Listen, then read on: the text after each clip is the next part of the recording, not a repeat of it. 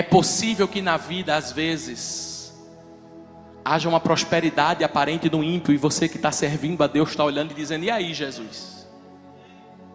É possível que você esteja observando as coisas e pessoas prosperando, e a sua vida está do mesmo jeito. Você está com um menino vivo porque você cuida, se responsabiliza, anda na palavra, vive em Deus. Mas é possível que tem hora que o morto esteja na sua mão.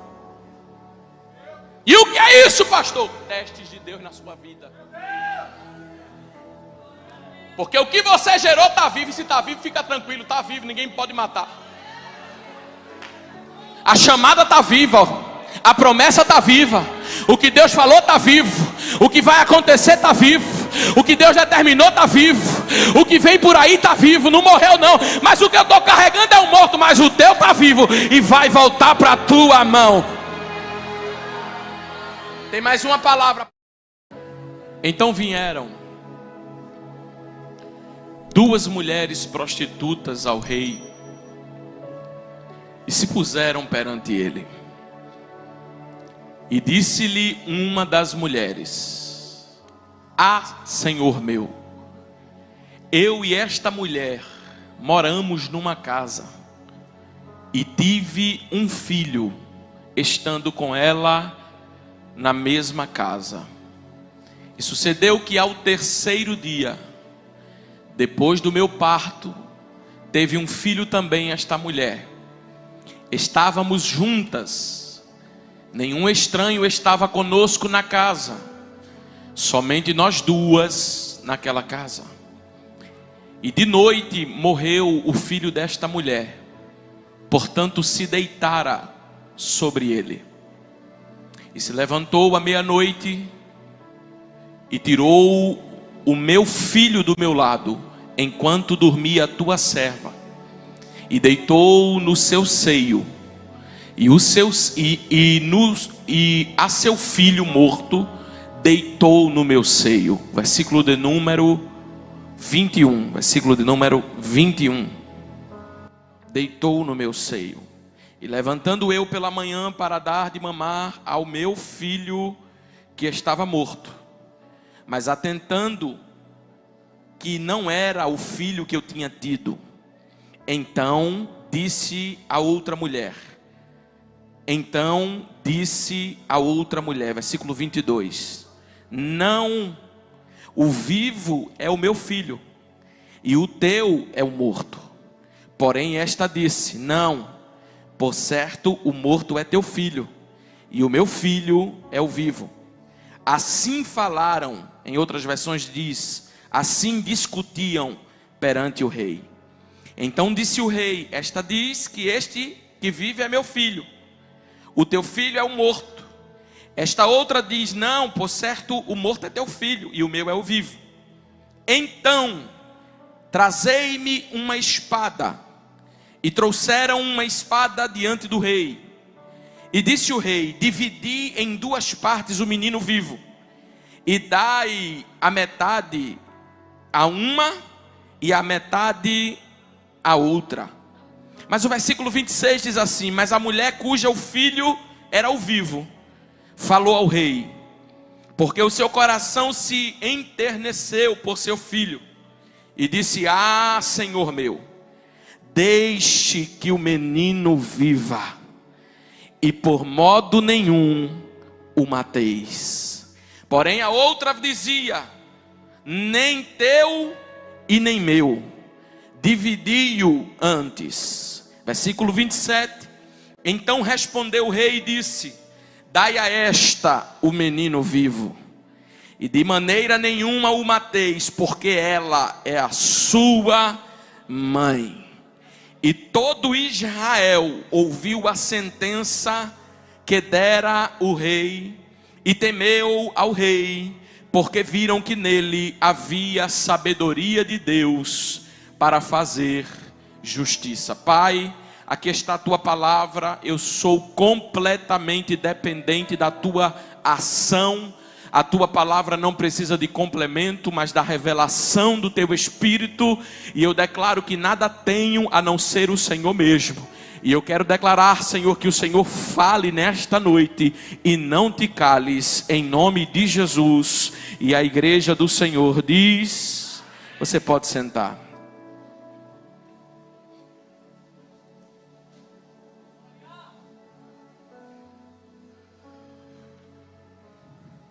É possível que num culto mais cheio haja uma necessidade, mas que a nossa atenção esteja voltada para a palavra. Palavra de Deus, precisamos ter toda a reverência a ela, amém? Amém? Olhe para cá, por favor. Nós estamos diante de uma história. Essa história acontece no reinado de Salomão.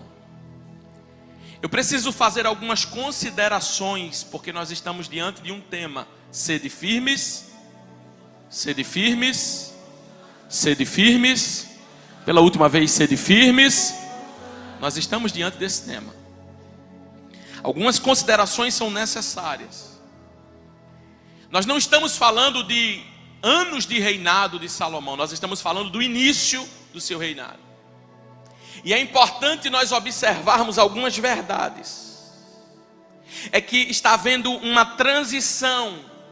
Davi abençoa o seu filho Salomão, e este vai o substituir. Deixa eu lhe falar uma coisa. É mais fácil você assumir um projeto que deu errado do que assumir um projeto que está dando certo. Porque um projeto que está dando errado, qualquer coisa que fizer já ajuda. Mas de um projeto que é certo, que gera resultado, que acontece, que flui, é mais difícil. E isso nós podemos observar. Porque Davi substitui Saul, ok. Saul estava fora da direção de Deus. Saul estava fora da vontade de Deus. Só que Salomão substituir Davi, aí o negócio é diferente. Porque o nível de excelência é muito alto. Não foi ninguém, foi o próprio Deus que disse em 1 Samuel, no capítulo 16, que Davi era homem segundo o seu coração. Então, assumir o lugar de um homem segundo o coração de Deus não é fácil. Perceba que na história de Davi, toda a igreja conhece, Davi é ungido durante 3 vezes. A primeira vez na casa de Jessé, a segunda vez em Hebrom, a terceira vez em Jerusalém. Davi inicia o seu reinado, Davi inicia o trono de Israel. Com 37 anos e meio de reinado, Davi está em Hebrom. Depois de passar um tempo em Hebrom, Davi vai assumir o trono de Jerusalém. E quando Davi chega em Jerusalém, o limite geográfico é de 9.600 quilômetros quadrados em Jerusalém. Quando Davi vai entregar o seu reinado depois de 33 anos de ministério, com 70 anos de idade, 33 anos depois desses 37, Israel tem o tamanho de 96.000 quilômetros quadrados. Pastor, o que significa isso? O reinado havia crescido 10 vezes mais do que quando Davi começou. E eu pergunto para a igreja nessa noite: é mais fácil construir ou reconstruir? Fala para mim, irmão, é mais fácil construir ou reconstruir? Construir. Porque do nada pode se construir. Mas quando se fala de reconstrução, não dá para entregar algo menor do que o padrão que já tinha. Quando se fala de reconstrução, não dá para reformar uma casa para ela ficar pior do que ela já era. Ninguém faz uma reforma, ninguém faz uma reconstrução para entregar menos do que já se tinha, para fazer algo maior do que era menor. Então, com certeza é mais fácil construir, e é por isso que Davi constrói a sua história. Só que quando Salomão assume, o nível está muito alto. O negócio está muito alto, o nível de entrega é muito alto. E o que é preciso, pastor? Salomão vai precisar da ajuda de Deus para viver tudo aquilo que Deus tem preparado para a vida dele, sem descer o nível daquilo que já estava sendo entregue a ele. O nível não podia descer, a adoração não podia parar. Então Deus vai levantar pessoas com espírito de excelência, porque o nível precisa ser mantido.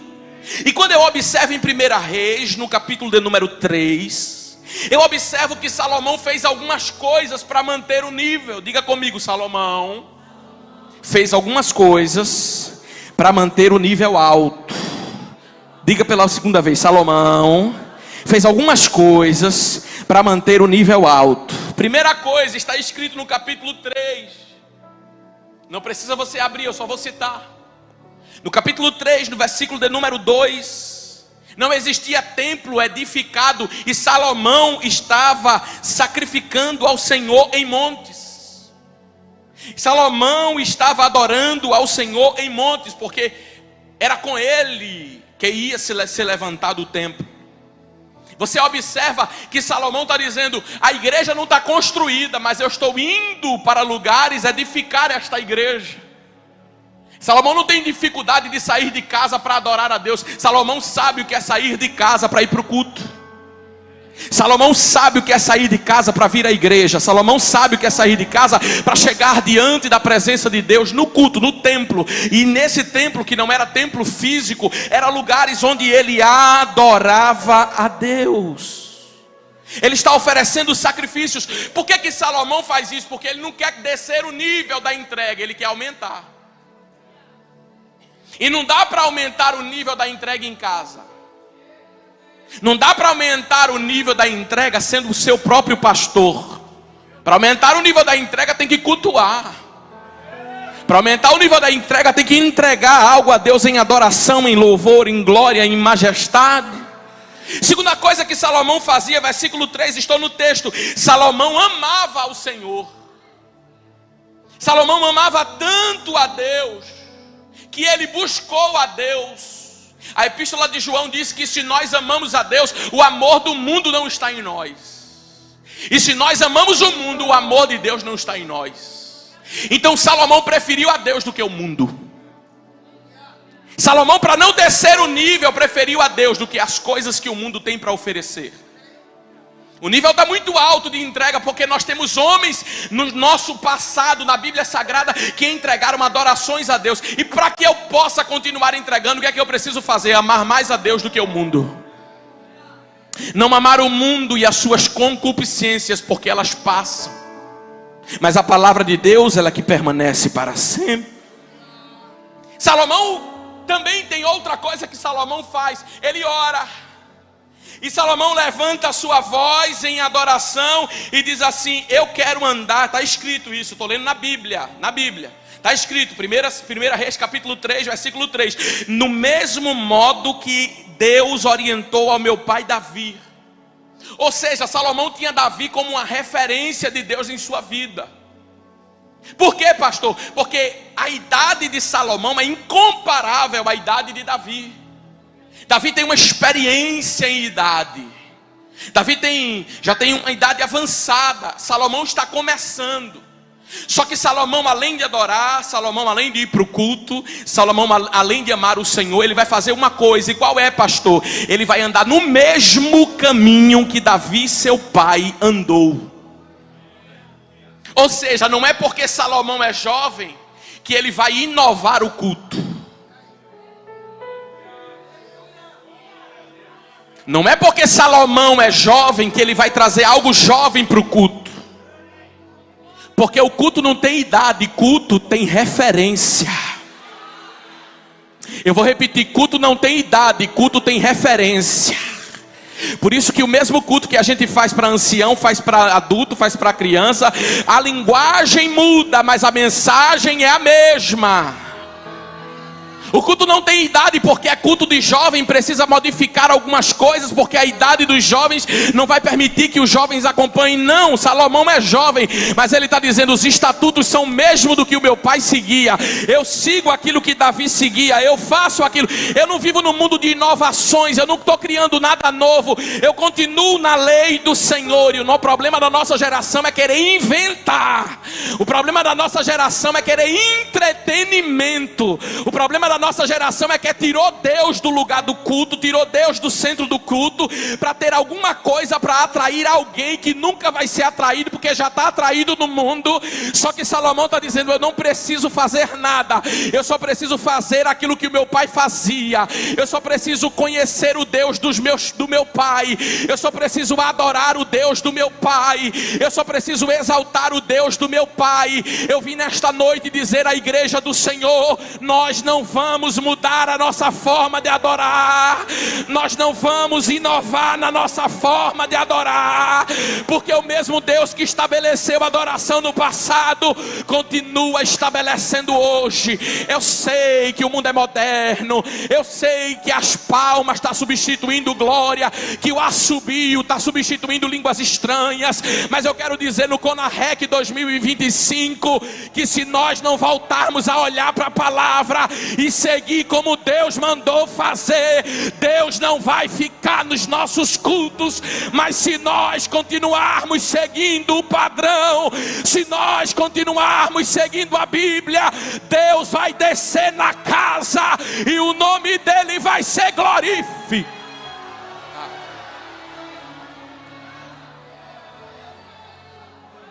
Tem glória aí? Tem glória aqui? Culto tem que ter palavra, culto tem que ter louvor, culto tem que ter glória, culto tem que ter oração. Quando vós vos reunires, um tem salmo. Não, palavra, pastor, não bota nome do culto num culto de doutrina não, que é muito pesado. Um tem doutrina.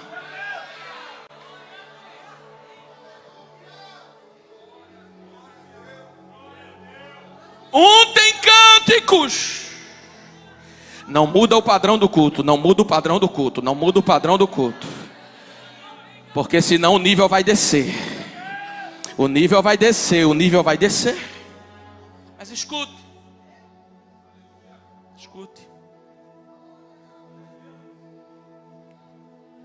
Está escrito no versículo 4. Salomão foi para Gibeon. Quando ele chegou lá, viu o lugar mais alto e ofereceu 1000 holocaustos e sacrificou naquele altar. Quando Deus determina as leis lá no livro de Levítico, Êxodo, Levítico, Número, Deuteronômio, fala sobre a história do povo de Israel. Quando nós observamos, Deus diz assim: olha, se vai me oferecer um sacrifício, me ofereça um animal. Se for ave, pode oferecer 2. Mas se for sacrifício de carne, vocês entregam 1. E todo mundo que oferecia sacrifício a Deus fazia o quê? Pegava o animal, lenha, altar, sacrifício, ia lá, colocava, queimava, oferecia e entregava a Deus. O que Salomão está pegando é uma gestão de um homem que elevou o nível. Não dá para adorar a Deus com um animal, porque para ter o que eu não tive ainda, eu preciso fazer o que eu nunca fiz. Então o que é que Salomão vai fazer? Ele diz: não tem jeito para mim não. Coitado de mim. A única coisa que dá para eu fazer é aumentar o nível da minha entrega. Eu não vou oferecer um animal, eu vou oferecer 1000. Porque quando se fala de entrega, se eu quero de Deus um resultado que eu nunca tive, eu preciso entregar o que eu nunca entreguei. Chega de culto de um animal. Chega de uma geração que vem para a igreja no domingo e diz: pronto, fiz a minha parte. Chega os nossos dias. Cantei 3 hinos, fiz a minha parte, ofereci a Deus o que Ele merecia. Deus merece muito mais daquilo que eu e você tem entregue a Ele, porque Ele é Deus. E se você quer fazer com que o nível não desça, para de entregar um culto de nível baixo para Deus. Aumenta o sacrifício, coloca animais nesse sacrifício e esquenta o altar, que Deus vai aparecer. A Bíblia diz que Deus apareceu a Salomão. Depois de quê, pastor? De uma entrega que ele nunca teve.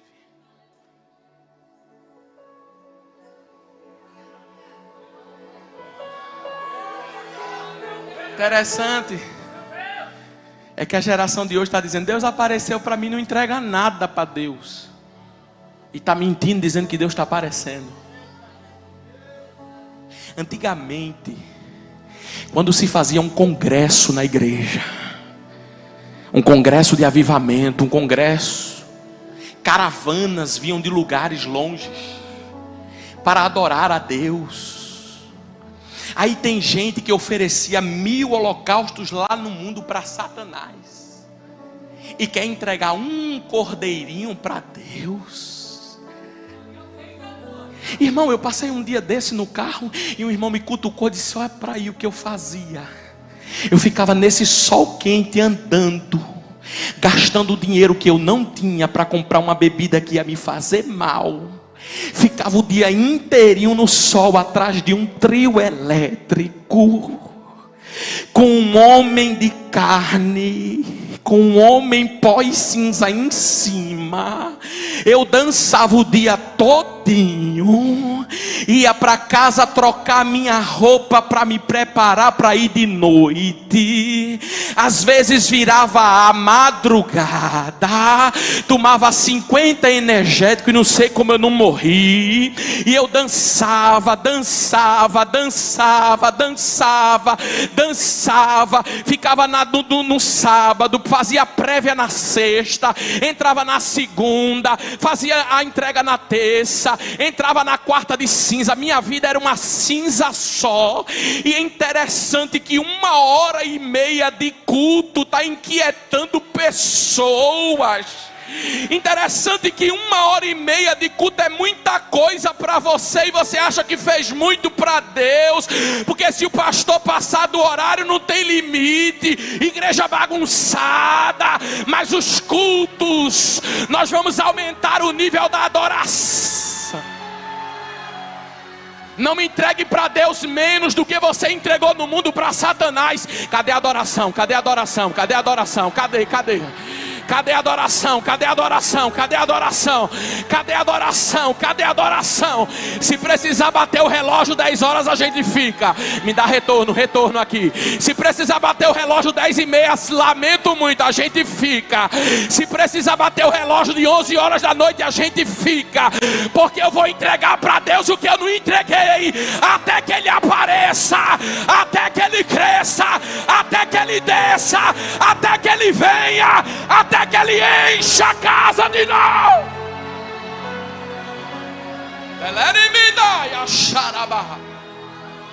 Levante a mão para adorar, levante a mão para adorar, levante a mão para adorar. Não pare de adorar. Vai ter o Conaré, que eu vou um dia sim, um dia não, para não ficar cansado com as pernas doendo. Mas com a caixa de escola tu ficava andando lá atrás. Hã?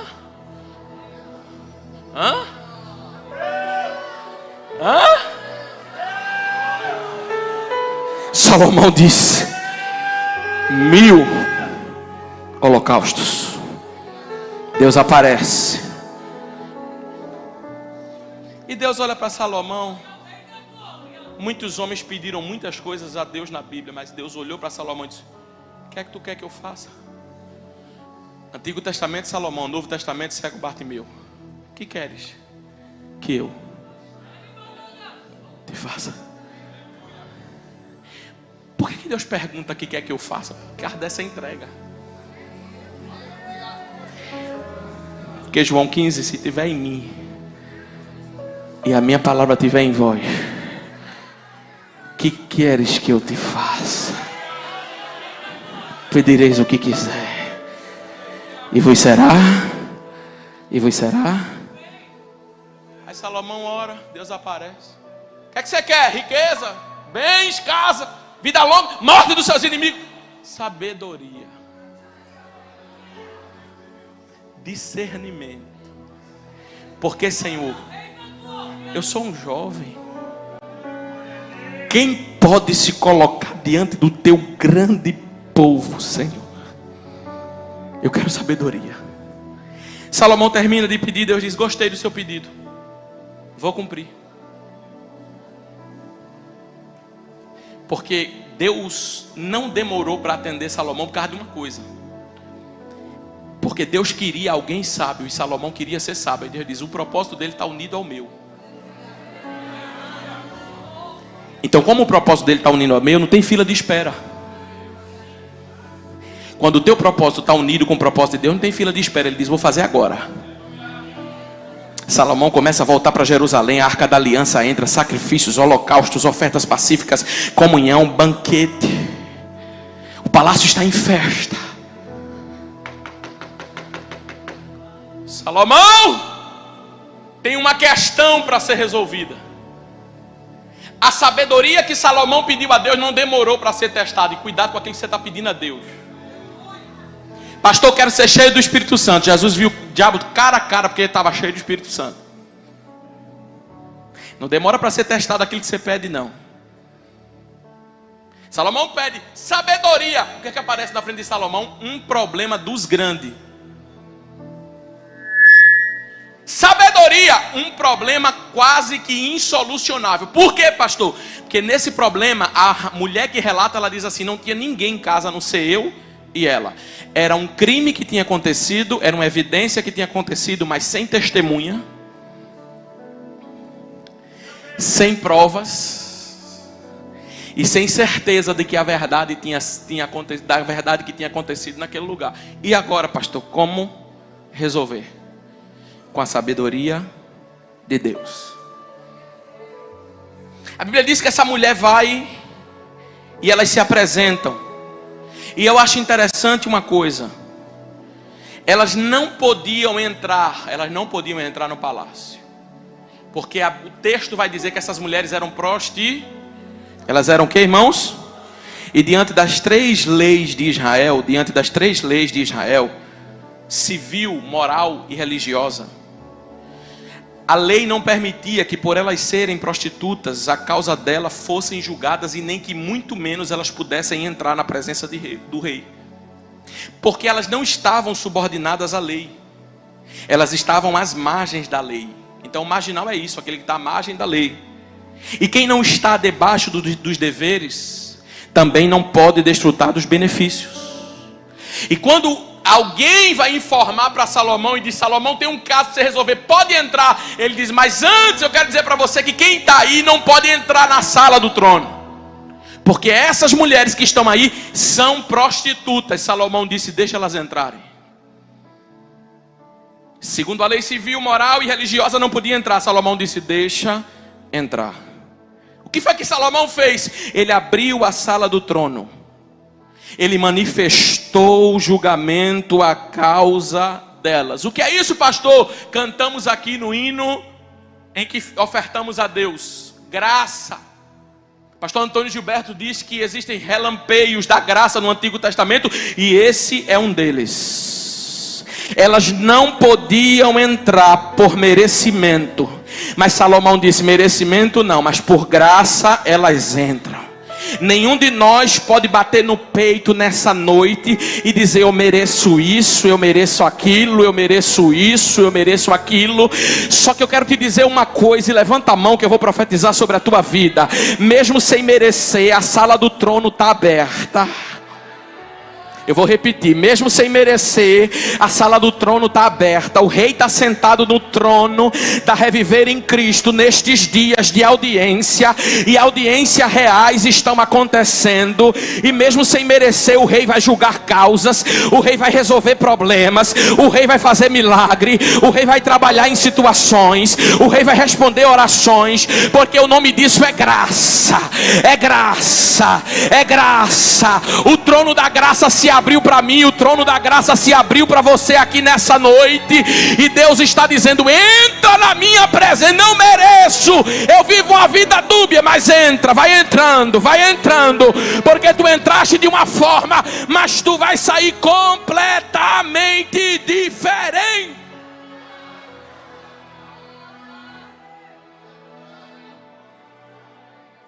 A mulher conta uma história, escuta isso. Rei, eu queria contar uma história. A mãe do menino vivo relata a história. E ela diz assim: eu e esta mulher moramos nessa casa. Tivemos um filho.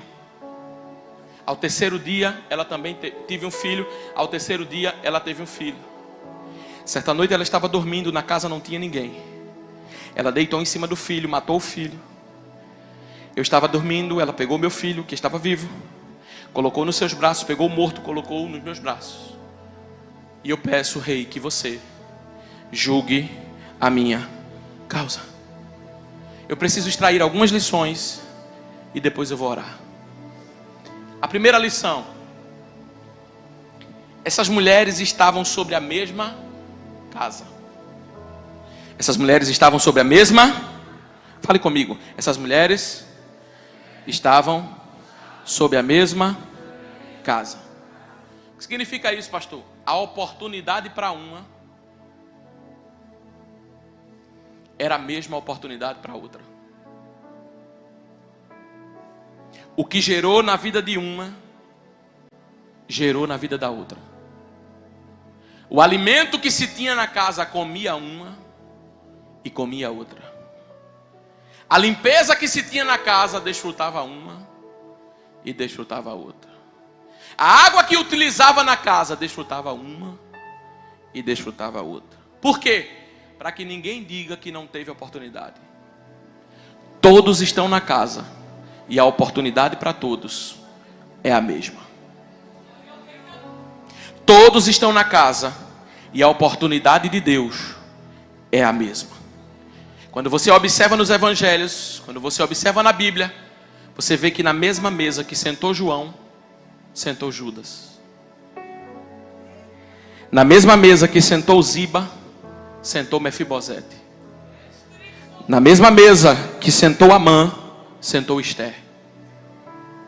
A questão é que a diferença é o que cada um fez sentado na mesa.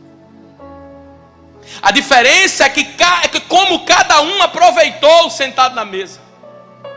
Nós estamos diante da mesma casa espiritual nessa noite. Mas pela Bíblia Sagrada, dentro de uma casa há dois públicos. Há dois tipos de pessoas que sentam à mesa. Entenda, não é sobre onde Deus vai nos colocar. É sobre a constância que você vai ter para permanecer sentado na mesa. Porque o menino vai nascer. E não é só fazer com que ele nasça, é fazer com que ele permaneça vivo. Então dentro da mesa eu preciso me alimentar. Porque o alimento que Judas recebia, João recebeu. Só que entrava no ouvido em Judas e em João entrava no coração. A ponto dele deitar reclinado no peito do mestre, porque ele não se conformava em ser o crente que ele era. No mesma igreja, onde há um avivamento, lá em Êxodo capítulo de número 3, quando Deus chama Moisés, a sarça estava acesa, o fogo estava pegando. Mas tinha gente dentro da congregação que era crente, e tinha gente dentro da congregação que não era crente. O problema não era a igreja, o problema não era o pastor, o problema não era aquilo que estava sendo anunciado por Deus, o problema é quem estava sentando na mesa. Porque na verdade eu como aquilo que eu quero, eu me alimento daquilo que eu quero, eu faço aquilo que eu quero. Mas se eu quero mais de Deus, eu preciso me alimentar de Deus sobre a minha vida. Segunda verdade, elas vão começar a gerar. Elas vão começar a gerar. Diga depois de mim, vai começar.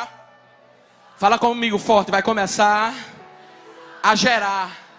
Aí é muito lindo uma gravidez. Todo mundo, que coisa linda, a barriguinha está aparecendo, que coisa maravilhosa.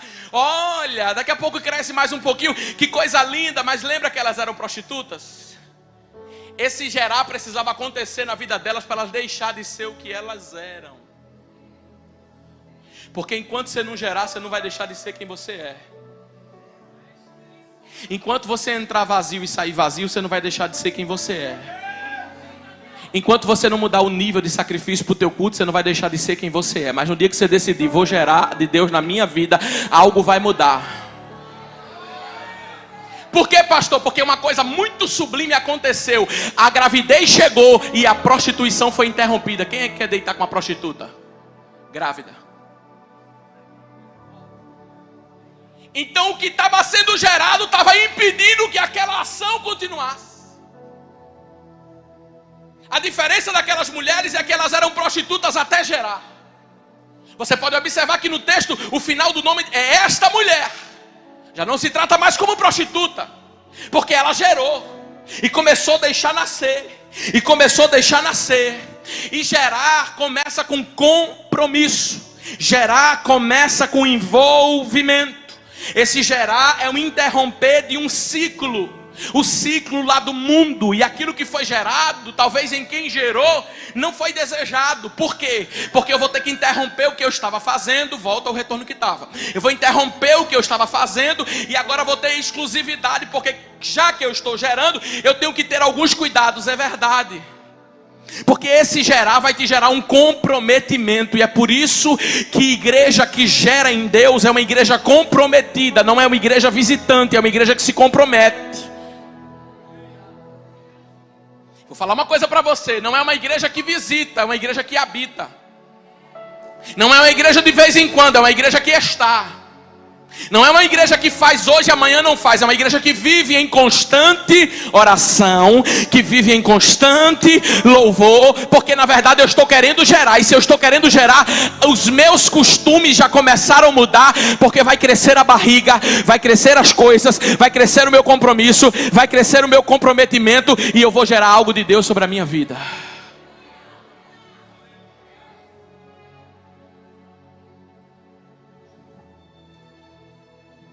Quem quer gerar tem que se comprometer. Eu vou repetir, quem quer gerar tem que se comprometer. É por isso que eu acho lindo. Eu vou falar da igreja que eu sou pastor. Eu acho lindo os nossos jovens.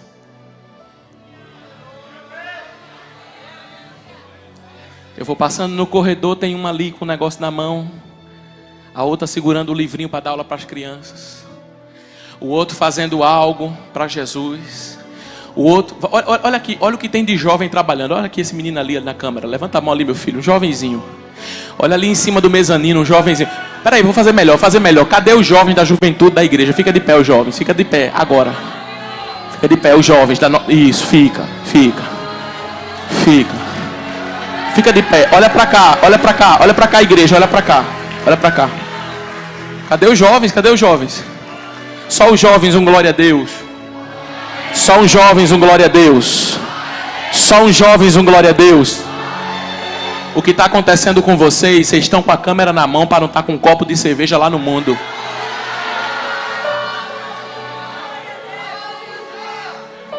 Fica em pé que eu vou liberar uma palavra. Falei para o pastor Eduardo esse dia. Eu digo, tem coral de adulto, tem coral de criança. Vai ter um coral de jovem agora.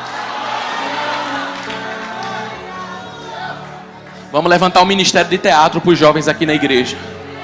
Porque jovem da igreja Reviver em Cristo é jovem comprometido.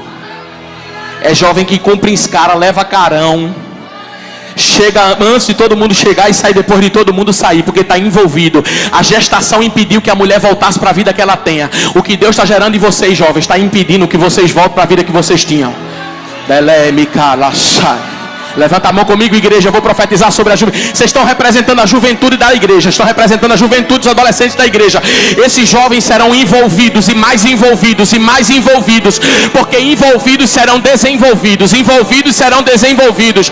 Jovens com microfone na mão. Jovens com panfleto para evangelizar. Jovens com megafone para sair nas ruas. Jovem para continuar no Rec Atitude. Jovens com a câmera na mão e o celular filmando. E alguém diz assim, olha para o lado e diz: eita, tá aqui só trabalhando. Tá não, ele tá gerando algo dentro dele, porque ele não pode mais voltar para aquela vida que ele tinha. Os jovens das congregações também ficam de pé. Os das congregações, fica de pé. Fica de pé. Deus vai gerar em vocês força, força, força para vocês ter uma entrega maior do que a que vocês têm. Jovens, Deus está enchendo vocês aqui hoje, jovens. Levanta a mão, jovens. Levanta a mão, levanta a mão, levanta a mão. Enquanto eu ministrava essa palavra, o Espírito de Deus dizia para mim: eu vou entrar na juventude da igreja Reviver em Cristo. Recebe, recebe, recebe. Levante a mão para adorar, levante a mão para adorar, levante a mão. Tem jovens sendo renovados agora, tem jovens sendo visitados agora. Jovens, se comprometam ainda mais, entreguem ainda mais, e vocês verão o que Deus vai fazer na vida de vocês. Começou a gerar, começou a gerar, começou a gerar, começou a gerar, começou a gerar, começou a gerar, começou. Quem tem glória da glória, quem tem aleluia da aleluia. Começou a gerar, começou a gerar, começou a gerar, começou a gerar, começou a gerar. Senta dando glória. Adore, adore. Adore, adore, adore, adore, adore. Adore, adore, adore, adore.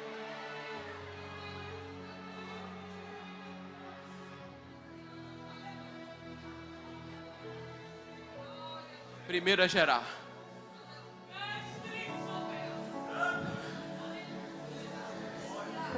Segundo é dar a luz. E deram a luz. As duas. O problema: dar a luz é cumprimento de promessas. Dar a luz é cumprimento de promessas. É cumprimento de promessas. Elas deram a luz. O problema não foi dar a luz, foi o que cada uma fez com o que gerou. Porque uma cuidou bem, mas a outra matou o que gerou. Certa noite, ela dormindo, deitou em cima do filho e sufocou o filho dela, e ele morreu. E se eu disser para você que tem gente que já gerou, já passou pela gestação, já deu à luz, mas deitou em cima do chamado, deitou em cima da vocação, cuidou do menino de todo jeito, não se preocupou com gerar e fazer com que permaneça vivo. E se eu disser para você que existem pessoas que sufocou o que tinha, que deixou que as paixões do mundo sufocassem as coisas de Deus, porque enquanto estava na barriga, criança vai onde a mãe for. Enquanto estava na barriga, come o que a mãe comer, dorme na hora que a mãe dormir. Só que depois que o bebê nasce, recém-nascido, só dorme quando o menino dorme. Só come restrito, para na hora do leite não ofender aquilo que o menino vai se alimentar. Tem mais, fica restrito. Uma mãe de um recém-nascido não pode sair para todo lugar.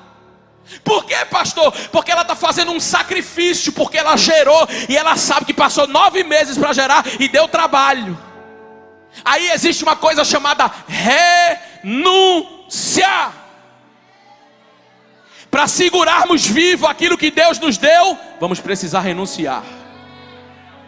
As saidinhas do final de semana, qualquer tipo de comida por aí.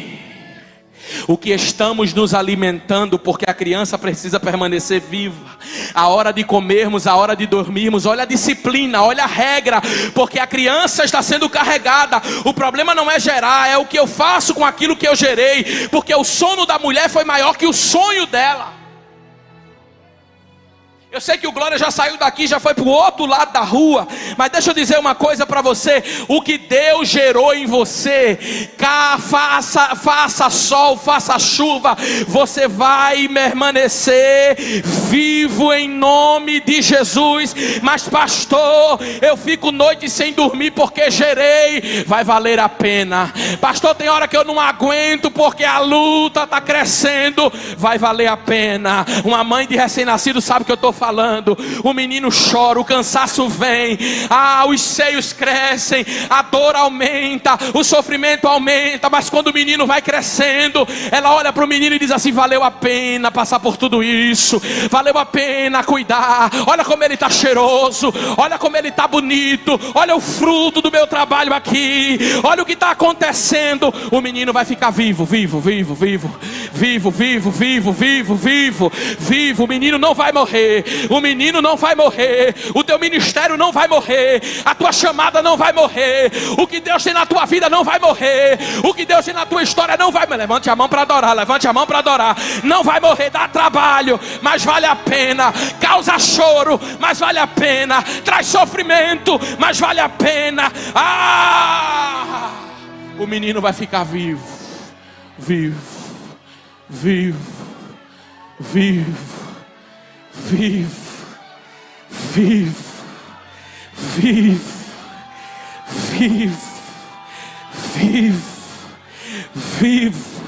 Sabe por que você insistiu nesses 5 dias aqui? Para não deixar o menino morrer.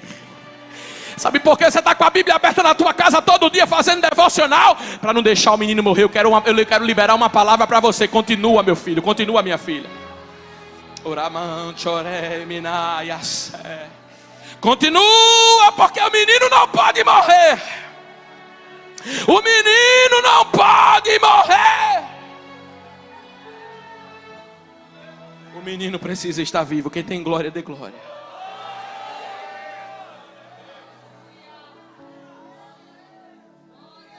Aí a mãe do vivo vai contar a história. O problema é que o filho dela morreu. E ela colocou o filho e trocou o morto pelo vivo. Mas na verdade o que estava morto era o dela. Porque o problema daquela mulher que estava com o filho morto é que ela não tinha aprendido ainda que não se coloca na vida culpa em ninguém. Chega de transferir responsabilidade da tua vida porque é os outros. Chega. Não, pastor, eu não estou firme porque aconteceu isso. Eu não estou em Deus porque aquilo. Mas a Bíblia diz que quando nós chegarmos no céu, cada um. Eu acho lindo, Deus. Cada um dará conta de si mesmo. Então para de olhar para a vida do outro. Você não vai ter que apresentar o outro, vai ter que apresentar você. Eu estou desanimado na cama. Não quero mais. Olha, eu não quero mais porque me feriram, me machucaram. Você não vai, lá no céu você não vai apresentar para Deus as feridas que te causaram. Até porque de ferida ele entende. E nenhuma ferida fez ele retroceder. Mas é uma geração de gente que não prospera na vida porque olha para o lado. É uma geração de gente que está carregando o morto porque está transferindo culpas. O erro dela não foi ter dormido em cima do chamado. Esse foi um erro grave. Mas o mais grave foi insistir no erro. Porque aquele que confessa e deixa alcança misericórdia. Aquele que confessa e deixa, alcança a mão de Deus sobre ele. O erro mais grave não foi matar o menino, foi cobrir um erro com outro erro. Ao invés de assumir a culpa e reparar o erro, ela troca as crianças de lugar, porque ela queria que quando as pessoas vissem, dissesse: foi ela que matou o dela e o meu que está vivo. E tem gente que vai fazer de tudo para parecer que o que você está carregando é o morto, mas você sabe o que gerou.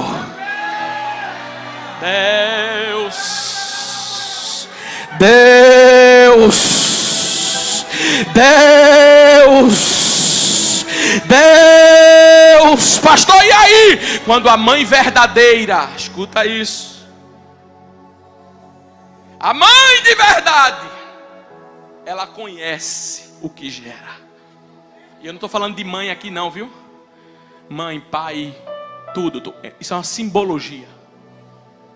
Quem gerou em Deus sabe o trabalho que teve para gerar, para cuidar, para manter vivo. Quantas renúncias fez, quantas noites deixou de dormir só para o menino estar bem. Ninguém vê o sacrifício de uma mãe, mas a mãe faz por amor, sem esperar receber o que, irmão? Nada em troca. E o menino não chora, e ela identifica: o menino não chora, mas o que é meu, que é vivo, ele chora. Porque a mãe sabe, a mãe verdadeira sabe quando é birra. A mãe que gerou, quem gerou sabe quando é birra, quando é choro de manha, quando é choro de malcriação. Mas a mãe sabe quando é choro de dor.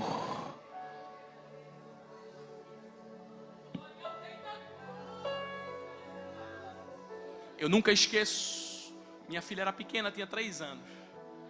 Ela deu um choro, eu digo: calma, Wed. Ela disse: não, alguma coisa aconteceu, ela tinha se cortado. Ela disse, eu disse: como é que, depois que acalmou, como é que você sabia? Ela disse: um choro de dor é diferente. Os meninos estão chorando. Os meninos saudáveis estão chorando, porque eles querem alimento. Lembra de Agar? Pega o menino, acabou algo para ela, eu não quero nem ver. Ela joga o menino por causa de uma dor. E as tuas dores não justificam os teus abandonos, as tuas ausências, a tua falta com Deus. Porque está doendo, eu não vou orar. Porque está doendo, eu não vou cantar. Não adianta não. A Bíblia diz que o menino chorou, e quando o menino chorou, Deus ouviu a voz do menino. Não ouviu a da mulher, mas ouviu a do menino. Quando ela coloca, vou voltar para o texto porque eu preciso correr. Quando ela coloca nos braços da mãe verdadeira, a mãe sabe: não foi isso que eu gerei não. Não adianta colocar na minha vida diferente, porque eu sei o que eu gerei em Deus. Não adianta colocar para eu alimentar, porque eu sei o que eu gerei em Deus. Pastor, o que foi que fez ela saber que não era um menino vivo? É que quando ela fez a sucção, o menino não puxou. Porque ele não comia porque estava morto. Porque o morto não come.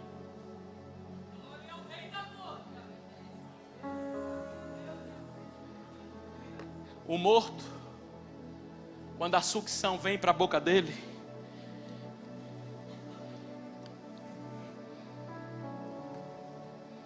quando o leite puro vem para a boca dele, ele não puxa. Os lábios nem se movem, porque está morto.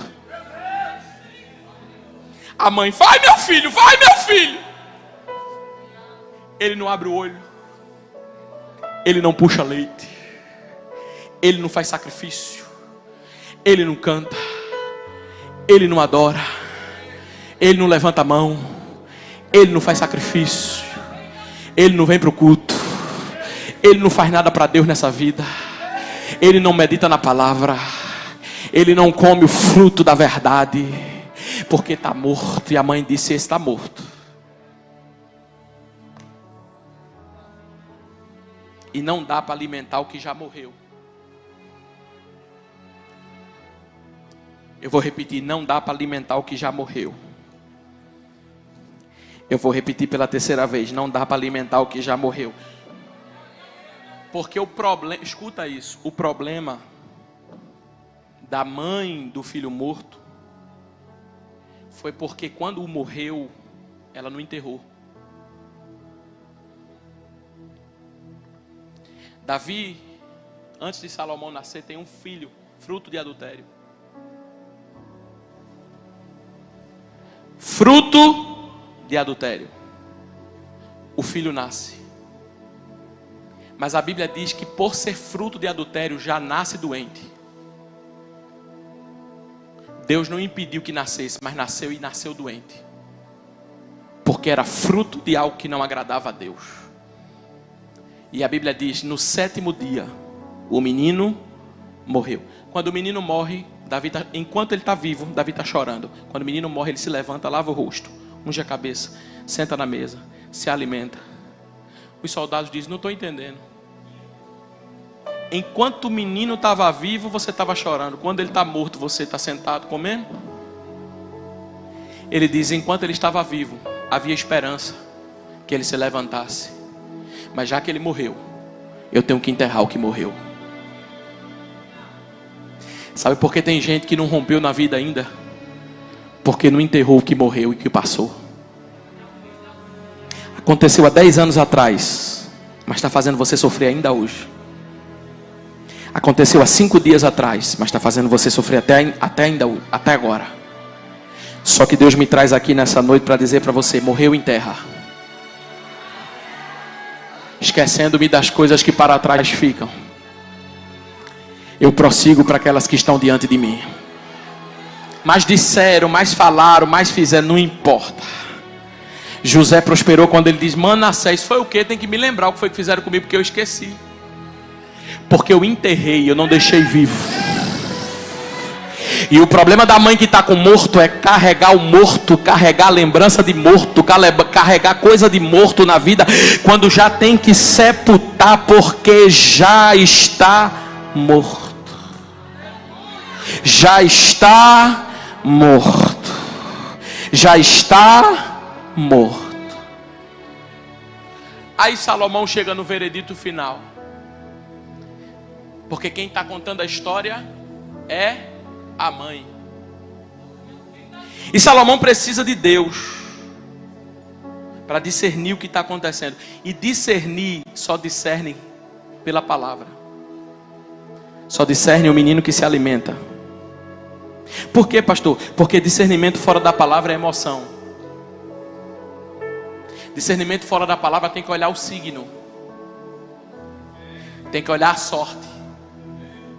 Discernimento fora da palavra tem que ver o que é que as pessoas que fazem as previsões estão dizendo sobre esse tempo. Salomão vai discernir, porque lá em Êxodo capítulo 21, versículo 35, era uma tradição jurídica no Antigo Oriente, quando um juiz não determinava quem era o legítimo dono de uma propriedade, ele dividia ela em duas, partia ela igual e dava para as partes. Como Salomão era sábio, ele discerniu pela palavra. Ele disse, tem um jeito. Corta em 2. Divide em 2. Fraciona o menino. Entrega um pedaço para essa. E entrega outro pedaço para outra. Por quê, pastor? Porque naquele momento, escuta isso, eu estou caminhando para o fim, vou orar agora. Naquele momento, a mãe do menino morto estava carregando o vivo. E a mãe do menino vivo estava carregando o morto. Sabe o que é que eu quero dizer para você aqui nessa noite? Você tem um menino vivo, mas está carregando o menino morto. Mas o que é teu vai voltar para a tua mão.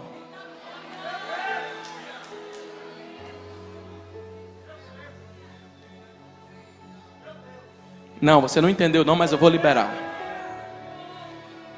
É possível que na vida, às vezes, haja uma prosperidade aparente do ímpio, e você que está servindo a Deus está olhando e dizendo, e aí, Jesus?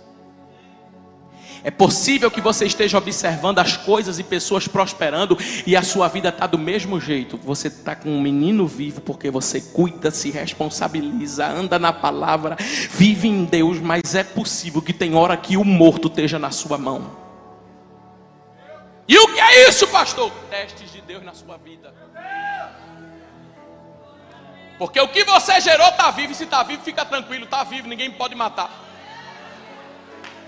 A chamada está viva, a promessa está viva, o que Deus falou está vivo, o que vai acontecer está vivo, o que Deus determinou está vivo, o que vem por aí está vivo, não morreu não, mas o que eu estou carregando é um morto, mas o teu está vivo e vai voltar para a tua mão. Tem mais uma palavra: para de se culpar por aquilo que alguém fez e está carregando o morto. Você fez e está carregando o vivo.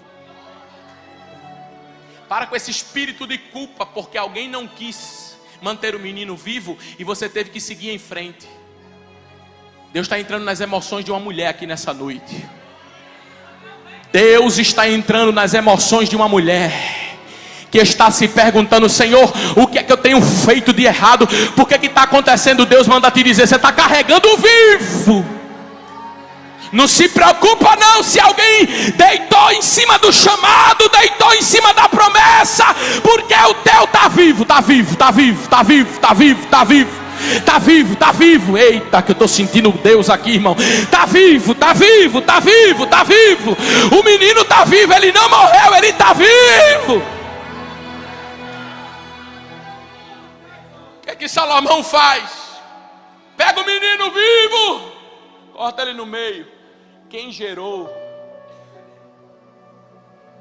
diz: se for para cortar, dividir, fracionar, eu não quero.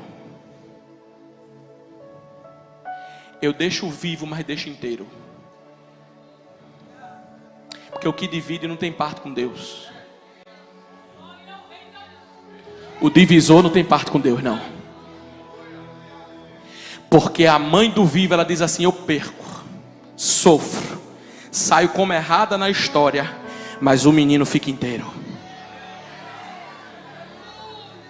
Não mexa no menino, porque o menino é de Deus. Você que me escuta nessa noite, cuidado, porque o menino tem dono e o dono dele é Jesus. Não tente fracionar, não tente dividir, não tente colocar palavras para arquitetar um plano contra, porque vai dar errado, porque está diante do julgamento de Deus. A mãe do menino vivo diz: fracionado não, eu calada, pode partir o menino e pode deixar ele na mão dela mesmo. Porque quem tem direito perde o direito, porque sabe que o direito é dele e uma hora volta para a mão dele. Vou falar para esse lado: quem tem direito perde o direito, porque sabe que o direito uma hora volta para a mão dele. Vou falar para esse lado: quem tem direito perde o direito, porque sabe que o direito volta para a mão dele. Vou falar para a galeria: quem tem direito perde o direito, porque sabe que o direito volta para a mão dele. Ele só não quer confusão, ele só não quer fracionar, ele só não quer dividir, ele só não quer causar divisão, ele só não quer causar contenda, ele só não quer, porque a Bíblia diz que elas moravam na mesma casa, se separaram na hora que uma estava com vivo e a outra estava com morto. Porque não é acepção de pessoas não, é que não dá para você caminhar com quem está morto. Não dá para sentar na mesa de quem fraciona as coisas. Não dá para permanecer. Estavam as duas na casa. A questão na casa começou quando enquanto estava tudo igual, tudo bem. Enquanto uma tinha mais do que a outra, começou o problema. Eita, não sei se eu falo isso. Eu não sei se eu falo. Porque Daniel era Daniel, mas na hora que Deus disse para Daniel, espírito de excelência e destaque no meio dos três, começou. O que é que a gente faz para matar Daniel? Quer ver uma coisa? Os inimigos do crescimento estão aí. Você que é empresário, tem uma empresa pequena, quando aumenta um pouquinho, olham para você, para aí, já cresceu. Porque os inimigos do crescimento não querem te ver crescer. Eles olham para o crescimento e dizem assim: para que isso, para que aquilo? Cresceu, já ficou altivo, já ficou soberbo. Ficou não, porque quem gerou sabe que não pode mudar, que tem que ficar humilde do mesmo jeito, que tem que ficar humilde da mesma forma. Mas tem uma coisa, na mão de Deus cresce, cresce, cresce, cresce, cresce. Porque o menino não vai ficar estagnado, o menino vai crescer. Não sei, vou profetizar a mesma palavra que o pastor profetizou. Se for para quebrar para a direita, vai quebrar para a direita. Se for para quebrar para a esquerda, vai quebrar para a esquerda. Se for para quebrar no meio da rua e construir uma ponte aí para a casa da frente, vai construir. Mas o menino vai crescer. Ou você, pastor de congregação, eu quero profetizar sobre a sua vida: o menino vai crescer. Você que está vivendo algo em Deus, o menino vai crescer. Você que está carregando o que é vivo, vai crescer, e o nome dele vai ser glorificado.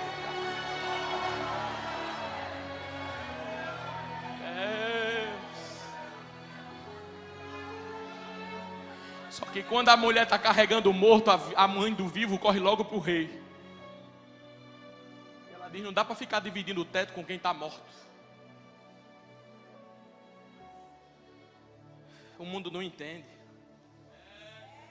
A sabedoria de Deus é loucura para o mundo. O homem carnal não discerne as coisas de Deus. Irmão, quanta gente carnal sem discernir nada, porque é carnal. É carnal. É carnal.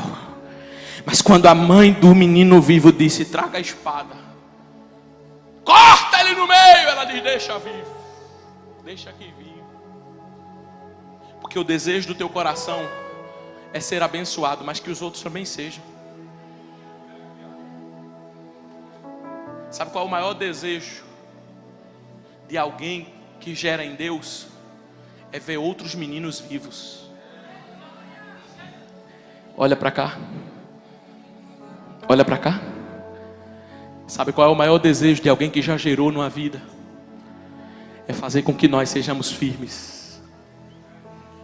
É fazer com que nós sejamos constantes. Porque o menino vivo é muito glorioso dentro de uma casa. Uma pena que tem meninos mortos sendo carregados por aí. Mas nessa noite meu compromisso não é com o menino morto. Nessa noite meu compromisso não é com aquilo que morreu, é com aquilo que vai permanecer vivo. A chama não vai apagar. Eu libero a minha uma palavra para você agora e eu encerro. A chama não vai apagar. Reviver, reviver. A chama não vai apagar.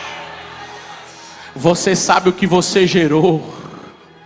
E você que já gerou em Deus sabe o que eu estou falando. Volta, volta, volta. Porque a oportunidade para você está aberta. A oportunidade para você está acessível. Chegou o tempo de tomarmos compromisso. Chegou o tempo de tomarmos posição naquilo que Deus nos orienta. Chegou o tempo de vivermos tudo que Deus tem para a nossa vida. Chegou o tempo. Para quando, pastor? Para amanhã, agora. Vai acontecer um gerar de Deus agora. Vai acontecer um avivamento nunca visto antes agora. Agora. Agora, porque se tem entrega, tem altar, tem gente que está querendo, o que é que Deus não vai fazer? Vai fazer. Porque o menino está vivo e Salomão termina dizendo: volta o menino vivo, essa é a mãe. A mãe está viva e eu estou devolvendo o vivo para ela. Porque a história começou de um jeito, mas melhor não é o que começou, melhor é o fim.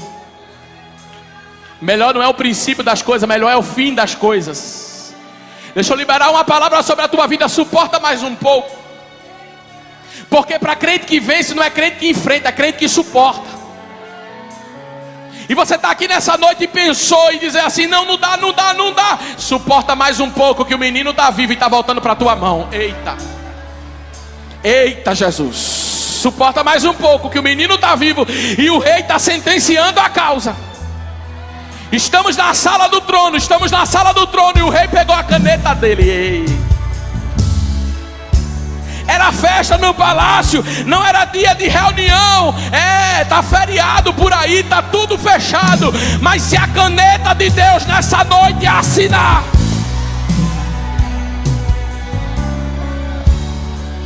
vai aparecer na tua vida um menino vivo. Vivo, vivo. Só quem está disposto a pagar o preço pelo vivo, levante a mão. Levante a mão. Levante a mão.